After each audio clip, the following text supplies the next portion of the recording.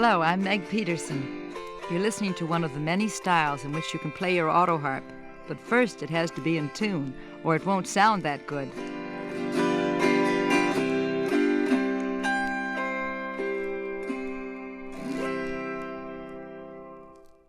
On this record, I'm going to show you two ways of tuning.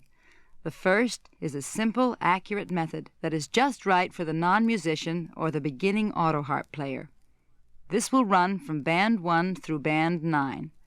If you look closely at your record, you will see that the grooved area is divided up into separate sections. Each section is called a band. By reading the label on the record, you can quickly locate the band on which you can find the string or group of strings you want to tune. Now, the second method of tuning is faster and will appeal to the musician or the autoharp player familiar enough with the location of strings to prefer to tune by chord. This method is presented on bands 10 through 14. It can also be used as a quick check for those who have already tuned their instrument by method 1, but may be doubtful about the pitch of 1 or 2 strings. It is also helpful for those who have only a few strings out of tune to begin with and want to first isolate and then correct them.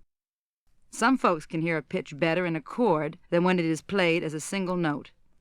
All you have to know to understand this record is that the autoharp is divided into 3 octaves, the lower, middle, and higher.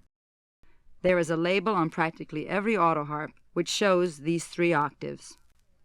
As we tune, I'll explain the location of the strings by their position in one of the 3 octaves. I will also explain their location in relation to the long side of the autoharp where the low strings are located. I'll call this the bottom. For example, the C string in the middle octave is also the 12th string from the bottom or the long side of the autoharp. Well, so much for definitions. Let's tune up. The procedure for the first method will be to tune the middle octave to the traditional C major scale, which, as everyone knows, sounds like this.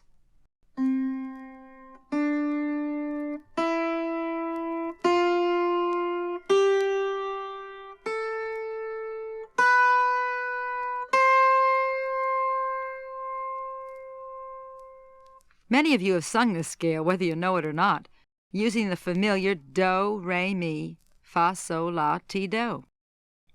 First, place the autoharp on a table. Put your tuning wrench firmly on the tuning pin labeled C in the middle octave. Turning the wrench clockwise will raise the pitch of the string. Turning it counterclockwise will lower it. Always turn very slowly. The pin should never move more than a fraction of an inch, either way. Now, pluck the C string, the 12th string from the bottom, with your left index finger or a flat pick. Make sure you pluck the one you're tuning or you'll break a lot of strings. Listen to this pitch and match the C string to it.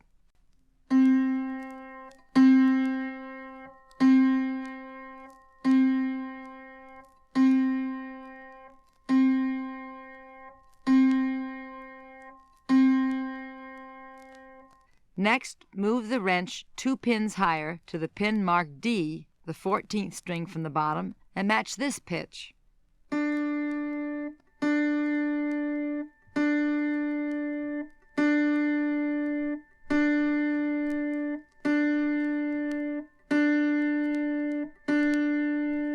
Okay, now move 2 strings higher and tune the E to this pitch.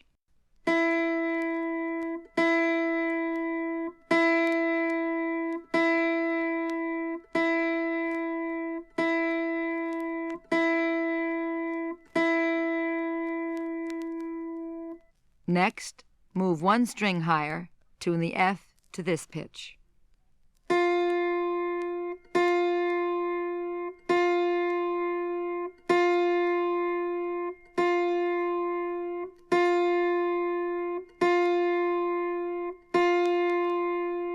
Move 2 strings up to the G, the 19th string, and match this pitch.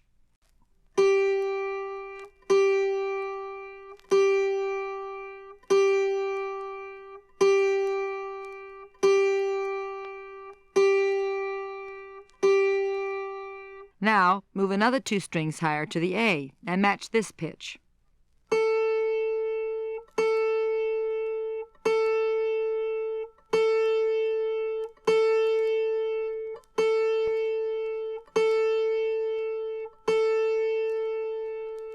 move 2 strings higher and tune the B string.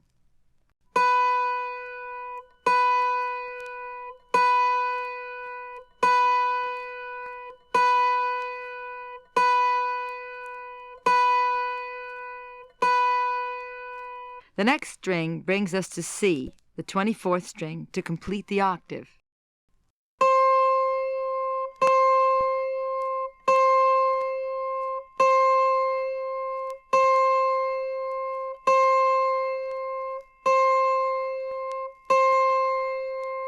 Your C major scale in the middle octave is now in tune.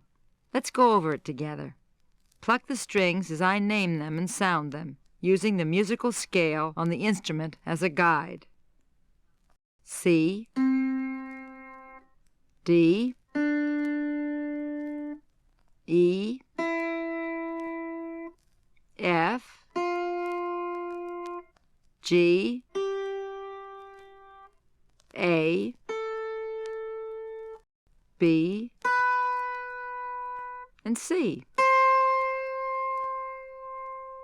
Those of you who have a good ear and are musically knowledgeable can at this point tune the C scale in the higher and lower octaves to the C scale we have just tuned in the middle octave. You can go at your own speed and also eliminate bands 2 and 3, skipping over to band 4.